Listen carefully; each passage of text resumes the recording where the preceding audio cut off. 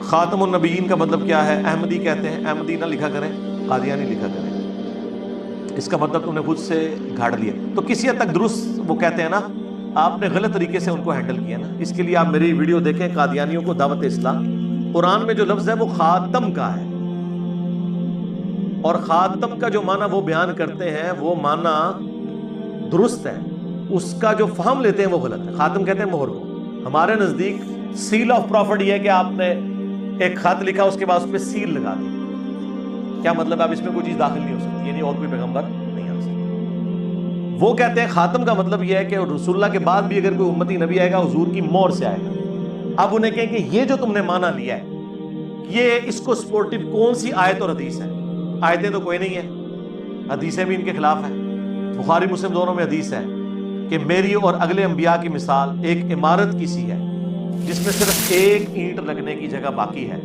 جتنے لوگ گزرتے ہیں اس عمارت کی تعریف کرتے ہیں اور ساتھ یہ بھی کہتے ہیں کہ یہ ایک اینٹ لگ جائے نا تو یہ عمارت مکمل ہو جائے گی، اور وہ ایک اینٹ میں ہوں. اور جب ایک اینٹ کی جگہ باقی ہے تو غلام احمد قادیانی دجال کس طرح دعوے نبوت کر سکتا ہے؟ جگہ ہی ایک اینٹ کی ہے. اور مجھے بتائیں، اگر وہ کہتا ہے کہ ہم امتی نبی کا دعویٰ کر رہے ہیں، تو اس امت میں اگر کوئی شخص امتی نبی بننے کا حقدار تھا تو مولا علی تھے. بخاری مسلم دونوں میں حدیث ہے، غزوہ تبوک پہلا اور آخری موقع تھا کہ نبی الاسلام حضرت علی کو ساتھ لے کر نہیں گئے بلکہ مدینہ شریف میں چھوڑ دیا.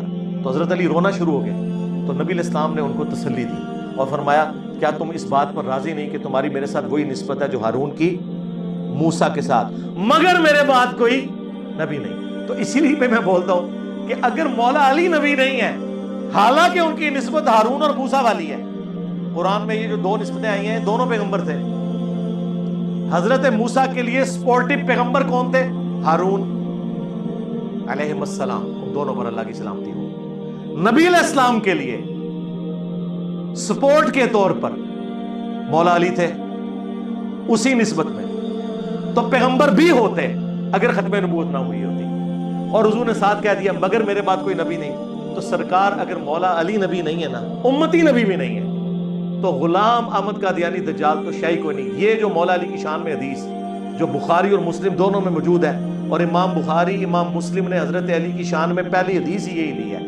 مجھ سے اگر کوئی پوچھے نا کہ اس پلانٹ ارتھ پہ حضرت علی کی شان میں نمبر 1 حدیث کون سی ہے، تو یہی ہے کہ علی کی میرے ساتھ وہی نسبت ہے جو ہارون کی موسیٰ کے ساتھ، مگر میرے بعد کوئی نبی نہیں. وہ من کنت مولا بعد والی چیز ہے، یہ اصل ہے. سب سے بڑی حدیث یہ والی ہے. علی سے محبت نہیں رکھے گا مگر مومن، علی سے بغض نہیں رکھے گا مگر منافق، یہ بھی بعد میں ہے. پہلے نمبر پہ اگر کوئی حدیث ہے نا تو یہی ہے کہ جس طرح ہارون اور موسیٰ تھے اس طرح میرے لیے مولا علی ہے مگر کوئی نبی نہیں. تو اگر مولا علی نبی نہیں ہے تو غلام القادیانی دجال کی تو حیثیت ہی کوئی نہیں ہے.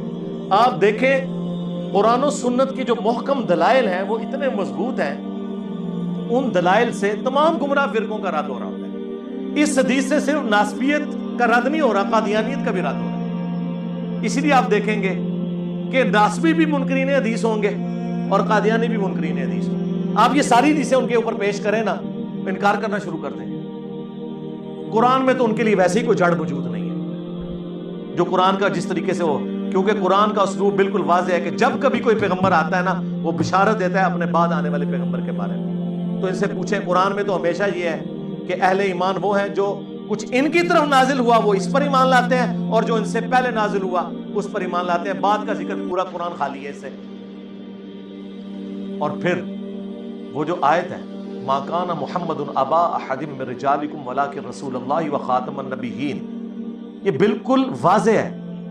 محمد تم مردوں میں کسی کے باپ نہیں ہے بلکہ وہ تو خاتم النبیین ہے، اللہ کے پیغمبر ہیں، اللہ کے رسول ہیں. یہ دونوں باتوں کو اللہ نے کیوں جوڑا ہے؟ اس لیے کہ نبی علیہ السلام کی نسل میں کوئی اب آپ کی جو حقیقت بیگوٹن سن جو ہے نا آپ کا، وہ کوئی مرد کے لیول تک نہیں پہنچے گا، بچپن میں ہی فوت ہو جائے گا. کیونکہ یہ پھر تقاضا تھا کہ اگر ابراہیم کا بیٹا پیغمبر ہے نا تو نبی الاسلام کا اپنا بیٹا بھی پیغمبر بنتا. تو اللہ نے کیا فرمایا؟ محمد تم مردوں میں سے کسی کے باپ نہیں، ان کا کوئی بچہ بھی مرد نہیں بنے گا. کیوں؟ وَلَٰكِن رسول اللہ و خاتم النبیین، چونکہ وہ رسول اور خاتم النبیین ہے. اس کا تقاضا یہ ہے. اور یہ جو میں تشریح کر رہا ہوں نا یہ بخاری میں موجود ہے. عبداللہ ابن ابی اوفا سے پوچھا گیا آپ نے رسول اللہ کے بیٹے ابراہیم کو دیکھا تھا؟ انہوں نے کہا ہاں میں نے دیکھا تھا, وہ حضرت ماریہ قبطیہ سے پیدا ہوئے, بچپن ہی میں فوت ہو گئے, اگر وہ زندہ رہتے تو پیغمبر ہوتے. وہ قادیانی کہتے ہیں دیکھیں اس سے پتہ چل گیا کہ نبوت جاری ہے. ہم کہتے ہیں آگے بھی پڑھو, آگے لکھا ہے عبداللہ ابن ابی اوفا کہتے ہیں چونکہ رسول اللہ آخری نبی ہیں اس وجہ سے وہ بچپن ہی میں فوت ہو گئے. یعنی حضور کے بچوں کا بچپن میں فوت ہو جانا اس بات کی دلیل ہے کہ حضور کے بعد اب کسی نے پیغمبر نہیں آنا. یہ بالکل واضح ہے. ورنہ اگر یہ کہتے ہیں یہ تو وہ پیغمبر ہے امتی پیغمبر, تو امتی پیغمبر مولا علی کیوں نہیں؟ کتنی بڑی پھکی ہے. اگر امتی نبی بھی ماننا ہے تو پھر وہاں سے شروع کرو نا جہاں بڑے لوگ اویلیبل ہیں. بخاری میں ابو داؤد میں حدیث ہے اے اللہ ابراہیم اپنے دو بیٹوں اسماعیل اور اسحاق کو ان کلمات کے ذریعے تیری پناہ میں دیتے تھے, اور میں اپنے دو بیٹوں حسن و حسین کو ان کلمات کے ذریعے تیری پناہ میں دیتا ہوں اعیذکما بکلمات اللہ التامہ من کل شیطان وہامہ ومن کل عین لامہ. نبی الاسلام کیا فرما رہے ہیں؟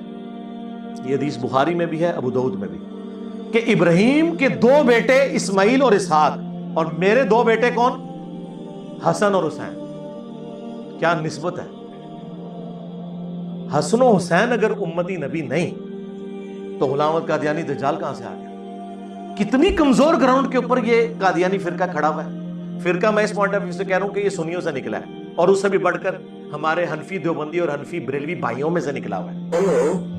Generally, Imam Abu Hanifa's fatwa were very largely accepted by the ulama, and unless we find reasons to disagree with him, we would generally follow the fiqh Hanafiya.